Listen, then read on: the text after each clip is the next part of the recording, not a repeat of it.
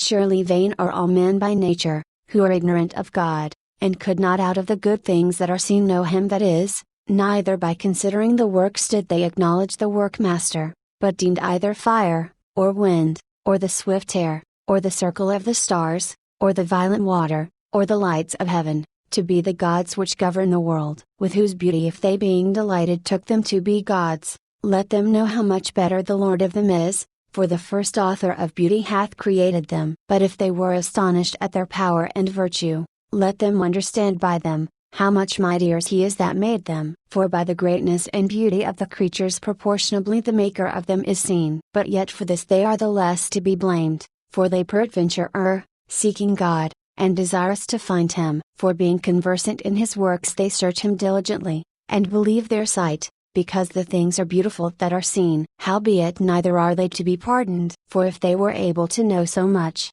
that they could aim at the world, how did they not sooner find out the Lord thereof? But miserable are they, and in dead things is their hope, who call them gods, which are the works of men's hands, gold and silver, to show art in, and resemblances of beasts, or a stone good for nothing, the work of an ancient hand. Now a carpenter that felleth timber, after he hath sawn down a tree meet for the purpose, and taken off all the bark skillfully round about, and hath wrought it handsomely, and made a vessel thereof fit for the service of man's life, and after spending the refuse of his work to dress his meat, hath filled himself, and taking the very refuse among those which serve to no use, being a crooked piece of wood, and full of knots, hath carved it diligently, when he had nothing else to do, and formed it by the skill of his understanding, and fashioned it to the image of a man, or made it like some vile beast, laying it over with vermilion, and with paint coloring it red, and covering every spot therein,